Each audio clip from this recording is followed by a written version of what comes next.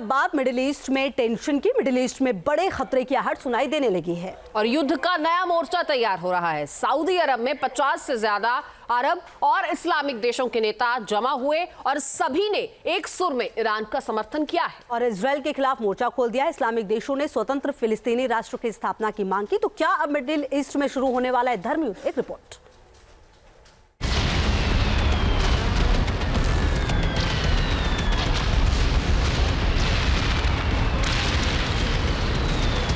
Israel के खिलाफ Islamic देश हुए एकजुट।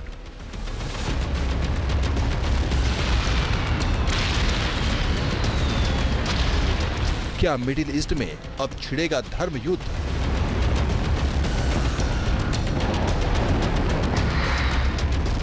सऊदी अरब में 50 से ज्यादा मुस्लिम देशों का ऐलान।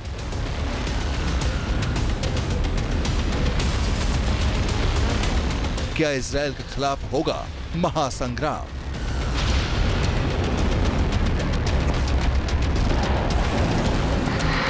गजा से लेकर लेबनान तक इजराइल की भीषण बमबारी से कोहराम मचा है। ईरान में भी 26 अक्टूबर को हुए इजराइल के हवाई हमलों से दहशत फैली हुई है। चारों तरफ से मुस्लिम देशों से घिरा इजराइल एक साथ कई मोर्चों पर जंग लड़ रहा है। हमास, हिजबुल्लाह, हुती और इराकी मिलिशिया के आतंकी इजराइल पर रॉकेटों, मिसाइलों और ड्रोन से हमला कर रहे हैं। ईरान भी मिसाइलें दाग कर इजराइल को दहला रहा है।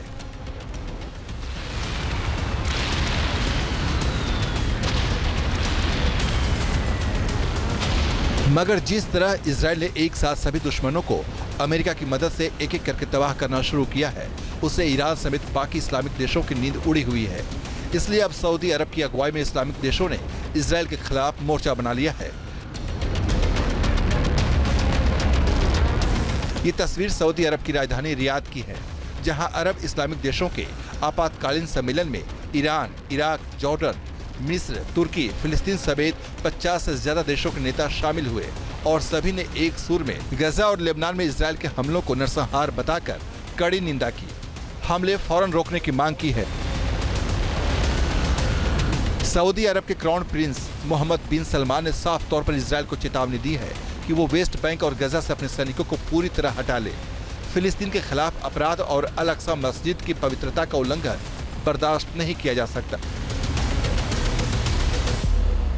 ونؤكد أن استمرار إسرائيل في جرائمها بحق الأبرياء والإمعان في انتهاك قدسية المسجد الأقصى المبارك والانتقاص من الدور المحوري للسلطة الوطنية الفلسطينية على كل الأراضي الفلسطينية من شأنها تقويض جهود الهادفة لحصول الشعب الفلسطيني على حقوقه المشروعة وإحلال السلام في المنطقة، سيادة الجمهورية الإسلامية الإيرانية الشقيقة وعدم الاعتداء على أراضيها। क्राउन प्रिंस ने ईरान का भी खुलकर समर्थन किया है और कहा है कि ईरान पर इजराइल के किसी भी हमले की कोशिश को सऊदी अरब खारिज करता है।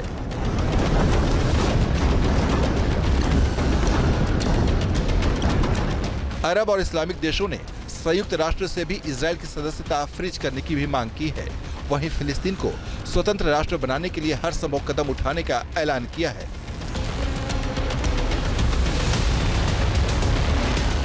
والعداء إلى آخر يقوم على السلام والتنمية هو إقامة الدولة الفلسطينية المستقلة على خطوط 4 يونيو لعام 1967 وعاصمتها القدس الشرقية। इस्लामिक देशों ने जिस तरह एकजुट होकर इजराइल के खिलाफ मोर्चा खोला है, उससे मिडिल ईस्ट में धर्म युद्ध की आशंका तेज हो गई है, क्योंकि वेस्ट बैंक में मौजूद यरूशलेम पर इजराइल और फिलिस्तीन दोनों अधिकार जताते हैं। पूर्वी यरूशलेम पर इजराइल का कब्जा है और इस्लामिक देशों ने जिस तरफ पूर्वी यरूशलेम को फिलिस्तीन की राजधानी बनाने का ऐलान किया है, उससे यहूदियों और मुस्लिम संघर्ष को और हवा मिल सकती है।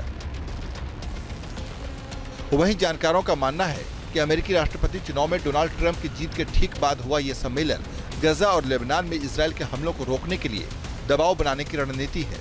ट्रंप की इसमें अहम भूमिका हो सकती है और जनवरी में सत्ता संभालने के बाद ट्रंप इजराइल के पीएम बेंजामिन नेतन्याहू पर युद्ध विराम के लिए दबाव बना सकते हैं।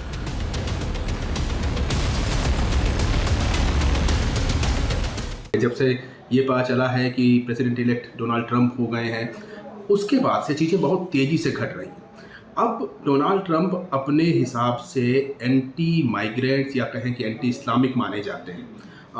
उसी चीज़ को बेस बना करके ये तमाम रिपब्लिक्स, इस्लामिक रिपब्लिक्स, ये जो भी नेशंस हैं वो सब इकट्ठे हो रहे हैं।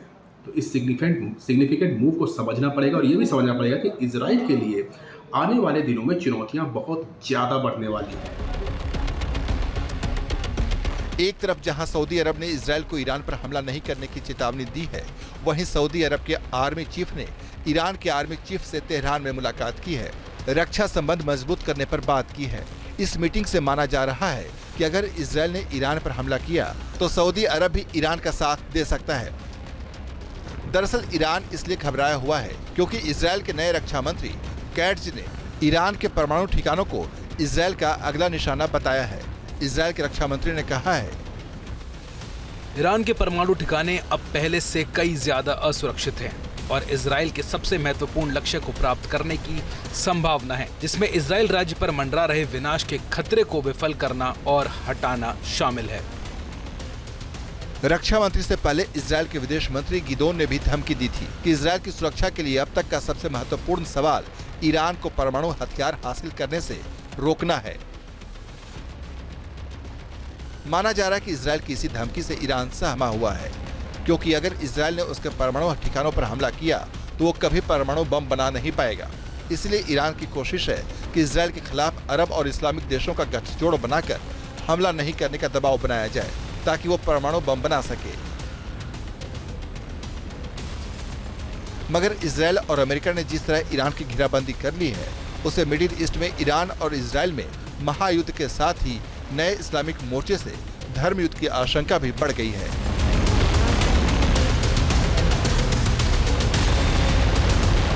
T news nation.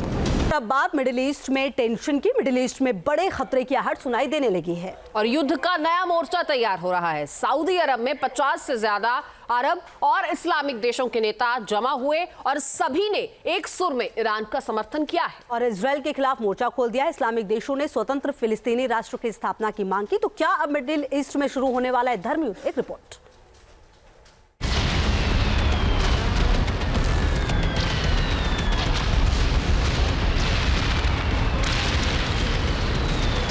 इजराइल के खिलाफ इस्लामिक देश हुए एकजुट।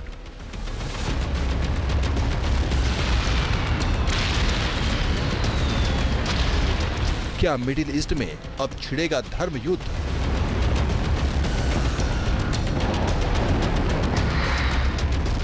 सऊदी अरब में 50 से ज्यादा मुस्लिम देशों का ऐलान।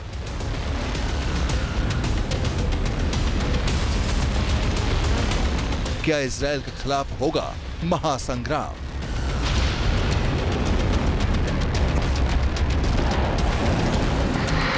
गजा से लेकर लेबनान तक इजराइल की भीषण बमबारी से कोहराम मचा है। ईरान में भी 26 अक्टूबर को हुए इजराइल के हवाई हमलों से दहशत फैली हुई है। चारों तरफ से मुस्लिम देशों से घिरा इजराइल एक साथ कई मोर्चों पर जंग लड़ रहा है। हमास, हिजबुल्लाह, हुती और इराकी मिलिशिया के आतंकी इजराइल पर रॉकेटों, मिसाइलों और ड्रोन से हमला कर रहे हैं। ईरान भी मिसाइलें दाग कर इजराइल को दहला रहा है।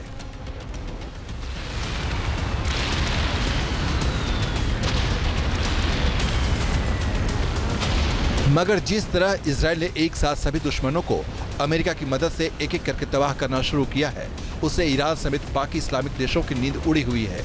इसलिए अब सऊदी अरब की अगुवाई में इस्लामिक देशों ने इजराइल के खिलाफ मोर्चा बना लिया है। ये तस्वीर सऊदी अरब की राजधानी रियाद की है, जहां अरब इस्लामिक देशों के आपातकालीन सम्मेलन में ईरान, इराक, जॉर्डन, मिस्र, तुर्की, फिलिस्तीन समेत 50 से ज्यादा देशों के नेता शामिल हुए और सभी ने एक सुर में गजा और लेबनान में इजराइल के हमलों को नरसंहार बताकर कड़ी निंदा की, हमले फौरन रोकने की मांग की है। सऊदी अरब के क्राउन प्रिंस मोहम्मद बिन सलमान ने साफ तौर पर इजराइल को चेतावनी दी है कि वो वेस्ट बैंक और गजा से अपने सैनिकों को पूरी तरह हटा ले। फिलिस्तीन के खिलाफ अपराध और अल अक्सा मस्जिद की पवित्रता का उल्लंघन बर्दाश्त नहीं किया जा सकता। ونؤكد أن استمرار إسرائيل في جرائمها بحق الأبرياء والإمعان في انتهاك قدسية المسجد الأقصى المبارك والانتقاص من الدور المحوري للسلطة الوطنية الفلسطينية على كل الأراضي الفلسطينية من شأنها تقويض جهود الهادفة لحصول الشعب الفلسطيني على حقوقه المشروعة وإحلال السلام في المنطقة، سيادة الجمهورية الإسلامية الإيرانية الشقيقة وعدم الاعتداء على أراضيها. क्राउन प्रिंस ने ईरान का भी खुलकर समर्थन किया है और कहा है कि ईरान पर इजरायल के किसी भी हमले की कोशिश को सऊदी अरब खारिज करता है।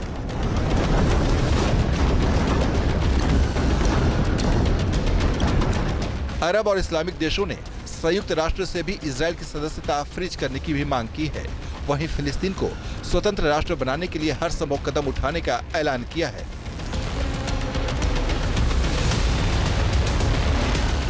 والعداء إلى آخر يقوم على السلام والتنمية هو إقامة الدولة الفلسطينية المستقلة على خطوط 4 يونيو لعام 1967 وعاصمتها القدس الشرقية. इस्लामिक देशों ने जिस तरह एकजुट होकर इजरायल के खिलाफ मोर्चा खोला है, उससे मिडिल ईस्ट में धर्म युद्ध की आशंका तेज हो गई है, क्योंकि वेस्ट बैंक में मौजूद यरूशलेम पर इजरायल और फिलिस्तीन दोनों अधिकार जताते हैं। पूर्वी यरूशलेम पर इजरायल का कब्जा है और इस्लामिक देशों ने जिस तरह पूर्वी यरूशलेम को फिलिस्तीन की राजधानी बनाने का ऐलान किया है, उससे यहूदियों और मुस्लिम संघर्ष को और हवा मिल सकती है। वहीं जानकारों का मानना है कि अमेरिकी राष्ट्रपति चुनाव में डोनाल्ड ट्रंप की जीत के ठीक बाद हुआ ये सम्मेलन गजा और लेबनान में इजरायल के हमलों को रोकने के लिए दबाव बनाने की रणनीति है। ट्रंप की इसमें अहम भूमिका हो सकती है और जनवरी में सत्ता संभालने के बाद ट्रंप इजरायल के पीएम बेंजामिन नेतन्याहू पर युद्ध विराम के लिए दबाव बना सकते हैं।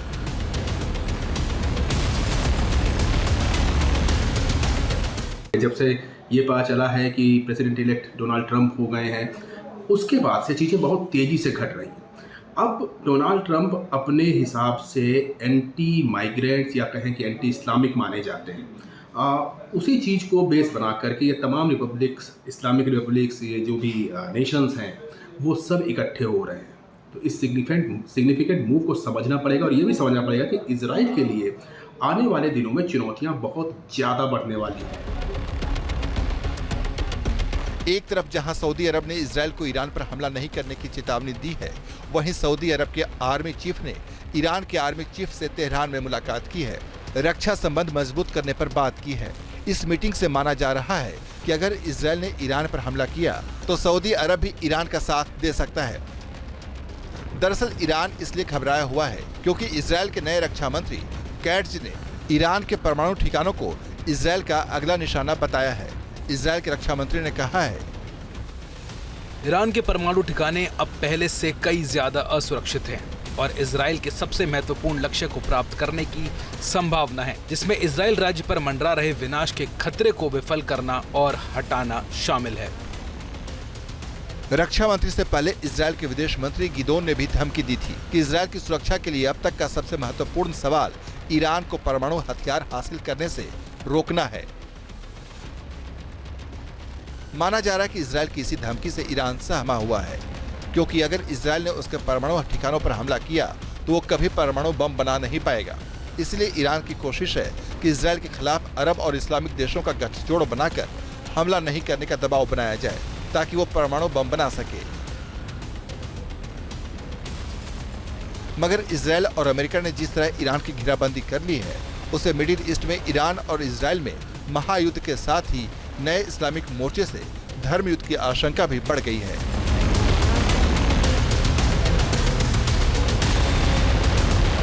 Team news nation. News nation अब व्हाट्सएप पर खबरों की ताजा अपडेट के लिए न्यूज़ नेशन के इस QR कोड को स्कैन करें